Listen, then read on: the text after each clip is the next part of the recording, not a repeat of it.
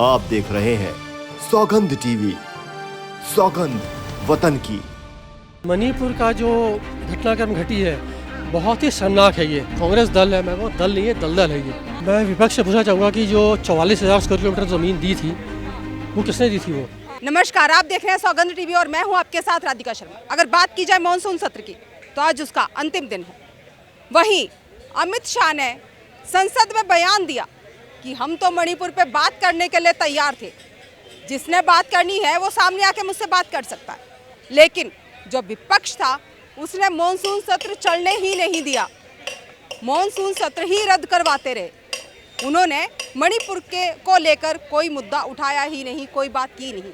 आइए जान लेते हैं क्या कुछ कहना चाहें। जी मैडम, मणिपुर का जो घटनाक्रम घटी है बहुत ही शर्मनाक है ये। और इसमें मैं ये कहना चाहूँगा कि इसमें सत्ता पक्ष ही नहीं बल्कि विपक्ष को भी जो है एकजुट होकर इसके कड़े कदम उठाने चाहिए। लेकिन विपक्ष ने क्या कहा था, सीएम बदल दो, पीएम बदल दो। मैं आपके चैनल के माध्यम से विपक्ष को पूछना चाहूँगा मैं कि अगर मान लीजिए कोई विपक्ष का नेता एक अपना मकान बनाता है 3-4 फ्लोर 5 फ्लोर का 3 तल्ले का, खुदा ना खास्ता एक वर्ड है वो नहीं बोलूँगा, मैं बोलूँगा भगवान करे उनके घर में आग लग जाती है। जो उनके पिताजी ने मकान बनाया, विपक्ष से जो पिताजी ने मकान बनाया है उसमें आग लग जाती है, तो आप सॉल्यूशन ढूंढोगे, अपने बाप को बदलोगे? ठीक है ना। वो जो कह रहे हैं मणिपुर में, जो कह रहे हैं कि सीएम बदल दो, भाई पहले सॉल्यूशन ढूंढो क्या है। और ये आज से नहीं है, ये कई सालों से चला आ रहा है, बल्कि मैं कहूँगा 15-20 साल से चला आ रहा है ये तो चलो अब जाके हाईलाइट हुआ है, जो वीडियो वायरल हुई है। और उससे देखा जाए तो अगर हाईलाइट हुआ है तो विदिन 15 डेज़ इस पर जो है कार्रवाई की जा रही है और 1 महीने के अंदर जो है ये ठीक हो जाएगा। हर चीज़ का एक प्रोसीजर होता है, टाइम लगता है, तो ऑब्वियसली ये टाइम वो प्रोसेस चल रहा है वो।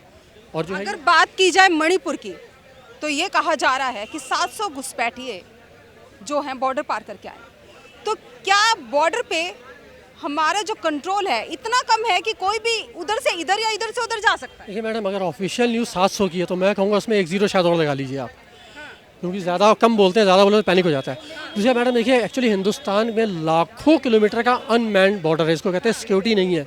तो ये तो हमें जो है, अब बीजेपी को सत्ता में आए सिर्फ 9-10 साल भी हुए हैं, ये चीज़ तो 30-40-50 साल से ये चीज़ सोचना था। जो विपक्ष में जो था, जो उस समय सत्ता में थे, उन्होंने सोचा होता उसको, अगर वो प्लानिंग फेंसिंग की होती, अगर सब जगह वो बिठाए होते अपने सिक्योरिटी के बंदे, आर्मी के बंदे, तो ये चीज़ नहीं होनी थी। लेकिन इसमें यह है कि मैं तो कहूँगा मिली भगत है और अपोजिशन की मिली भगत है। ये क्लियर बोलूँ तो कांग्रेसी ने ही घुसपैठी बुलाए हैं अंदर, और ये जो काम हो रहा है ये उन्हीं की मिली भगत से, उन्हीं की शायद से हुआ है ये। मतलब कांग्रेस की मिली भगत से सब हो रहा है, उसके अलावा कुछ नहीं है? बिल्कुल 101% ये, क्योंकि अगर वो चाहते हो इतने दिनों, ये कांग्रेस दल है, मैं वो दल नहीं है, दलदल है ये।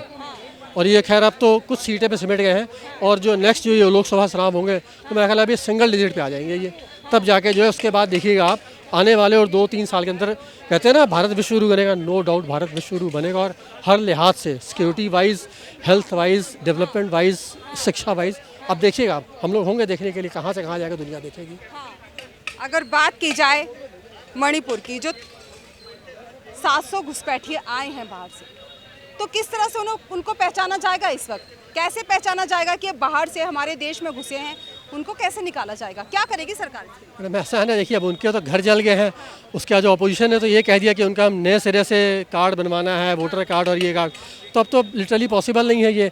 हाँ, बाकी ये है कि अगर कोई साइंटिफिक तरीके से या आपके जो कह लें इंटेलिजेंस AI के तरीके से कुछ ऐसा अगर है सरकार के पास, तो मे बी वो शायद उस हिसाब से वो कर सकते हैं, उसको वेरीफाई कर सकते हैं कि कौन इंडियन से और कौन बाहर से माइनर से आए हैं।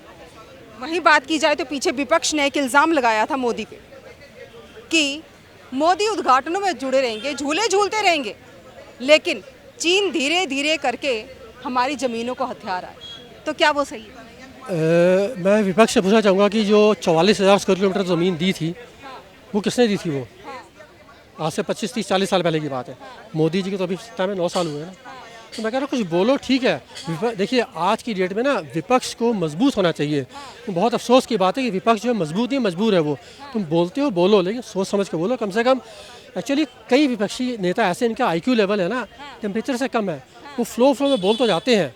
अब मैं नाम नहीं लेना चाहूँगा, जो 52 वर्षीय जो एक अकलमंद 2 वर्ड है मैडम, सिंगल वर्ड नहीं है, जो युवा नेता है वो फ्लो में बोल तो जाते हैं। उसके बाद उन्हीं के पार्टी के लोग बेचारे परेशान हो जाते हैं कि अब इनके जो है युवा नेता बोल दिया, अब इसको कैसे लीपापोती करके गाड़ी ट्रैक पे ली जाए। तो ठीक है, बोलते हैं, इनको बोले दीजिए, भाई अब चक्कर इनकी दाल रोटी तो बंद हो चुकी है, तो अब ये बोल बोल के थोड़ा बहुत खा कमा ले तो कुछ नहीं चल पड़े। बोल बोल के कमा ले तो सब चलेगा। तो तो 2024 में बिरयानी भी तो खा सकते हैं, रोटी नहीं। नहीं ऐसा है ना, बिरयानी खाना हो तो आपको बॉर्डर पार जाना पड़ेगा फिर, और कोई बड़ी बात नहीं है। 100-150 सीटें थी, डबल डिजिट पे आ गई है। 24 में देखिएगा, लिख के देता हूँ आपके चैनल से, मैं ओपनली कह रहा हूँ, मैं सिंगल डिजिट पे आ जाएगी। उसके बाद फिर बिरयानी खाने इनको बाकी जो 55 कंट्रीज़ है वहीं जाना पड़ेगा, और वो लोग बिल्कुल आँखें में जाए बैठे ही कभी ये लोग आए। वो लोग ताक में बैठे हैं, कभी ये लोग आए। बात की जाए मॉनसून सत्र की, आज अंतिम दिन था मॉनसून सत्र का। वहीं जो बातें हुई, आरोप प्रत्यारोप लगे एक दूसरे पे, जो बयानबाजी की गई, उसी पे हमारी जनता से कुछ राय थी जो हमने ली। इन्हीं सब खबरों के लिए जुड़े रहिए हमारे साथ, देखते रहिए सौगंध टीवी। कैमरामैन अंकित के साथ राधिका शर्मा। आप देख रहे हैं सौगंध टीवी, सौगंध वतन की।